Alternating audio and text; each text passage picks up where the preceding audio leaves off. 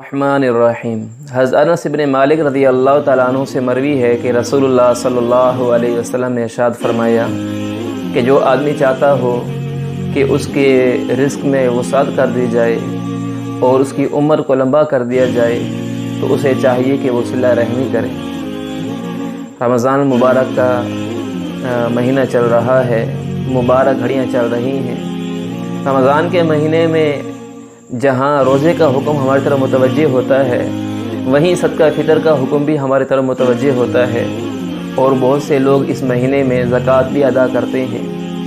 اور پھر زکوٰۃ ادا کرنے میں، صلہ رحمی کرنے میں لوگ پوچھتے ہیں کہ ہم اپنا صدقہ فطر یہ کس کو ادا کریں، کون مستحق ہے۔ زکوٰۃ ادا کرنے میں بھی آ کر پوچھتے ہیں کہ بھی ہم زکوٰۃ کس کو دیں، کون مستحق ہے۔ تو سب سے بڑی ضروری بات یہ ہے کہ ہم اپنے خاندان میں سے دیکھیں، ہمارے رشتہ داروں میں سے کون ایسے لوگ ہیں کہ جن کو زکوٰۃ دی جا سکتی ہے، جن کو صدقہ فطر دیا جا سکتا ہے، وہ زکوٰۃ کے مستحق ہیں، ان کو زکوٰۃ دی جائے۔ جو زکوٰۃ کے مستحق ہیں انہیں کو صدقہ فطر دیا جا سکتا ہے۔ سب سے پہلے ہم اپنے خاندان میں سے دیکھیں، اگر ہم یہ صدقہ فطر اور زکوٰۃ کسی اور کو دیتے ہیں تو وہاں ہمیں اجر ملتا ہے، لیکن ایک اجر ملتا ہے، اور رشتہ داروں کو دینے میں دوہرا اجر ہے۔ ایک اجر تو زکوٰۃ ادا کرنے میں حاصل ہوا، صدقہ فطر ادا کرنے میں حاصل ہوا، اور دوسرا اجر صلہ رحمی کا بھی حاصل ہو گیا۔ کتنی مبارک بات ہے کہ اللہ تبارک و تعالیٰ نے ہمیں دوہرا اجر حاصل کرنے کا موقع عطا فرما دیا ہے۔ افسوس سے کہنا پڑتا ہے کہ بعض لوگ اپنے رشتہ داروں سے تعلق توڑ لیتے ہیں، اپنے رشتہ داروں کو محروم رکھتے ہیں، حالانکہ رشتہ دار زیادہ مستحق تھے کہ ان کو دیا جاتا ہے، لیکن ان کو محروم کر کے اور لوگوں کو دے رہے ہوتے ہیں۔ اور حتیٰ کہ اس میں اتنے زیادہ غلو ہے کہ بعض لوگ تو اپنے رشتہ داروں سے تعلق توڑ لیتے ہیں۔ حضرت جبیر ابن مطعم رضی اللہ تعالیٰ عنہ سے مروی ہے کہ رسول اللہ صلی اللہ علیہ وسلم نے ارشاد فرمایا لا يدخل الجنت قاطع، ارشاد فرمایا کہ قطع رحمی کرنے والا جنت میں داخل نہیں ہو سکتا ہے۔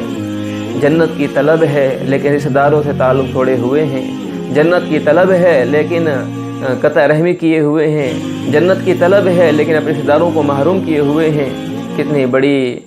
کتنی بڑی نادانی کی بات ہے کہ اللہ تبارک و تعالیٰ کا اتنا مبارک حکم ہم اس کو چھوڑے ہوئے ہیں کہ اللہ کا حکم، اللہ کے نبی صلی اللہ علیہ وسلم کا حکم ہے کہ رشتہ داروں کے ساتھ تعلق کو جوڑا جائے۔ اس لیے ضروری بات یہ ہے کہ ہم اپنے خاندان میں سے ایسے لوگوں کو ڈھونڈیں جن کو زکوٰۃ دی جا سکتی ہے، جن کو صدقہ فطر دیا جا سکتا ہے۔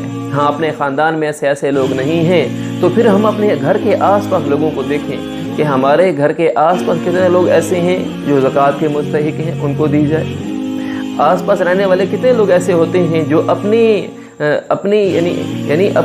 شناخت اس طرح سے نہیں کراتے ہیں لوگوں کے سامنے کہ ہم زکوٰۃ کے مستحق ہیں، صدقہ فطر کے مستحق ہیں، حالانکہ ان کی حقیقت یہ ہوتی ہے کہ وہ خود زکوٰۃ کے مستحق ہوتے ہیں، صدقہ فطر کے مستحق ہوتے ہیں، لیکن لوگوں کے سامنے ہمارے راز ظاہر نہ ہو جائیں، ہمارے حالت لوگوں پر ظاہر نہ ہو جائے، اپنے آپ کو ایسی حالت میں رکھتے ہیں کہ لوگوں کو معلوم ہی نہیں ہو پاتا۔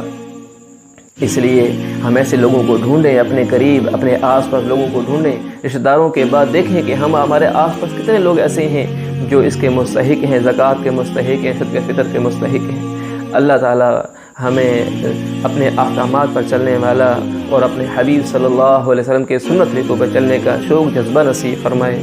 وآخر دعوانا ان الحمد للہ رب العالمین۔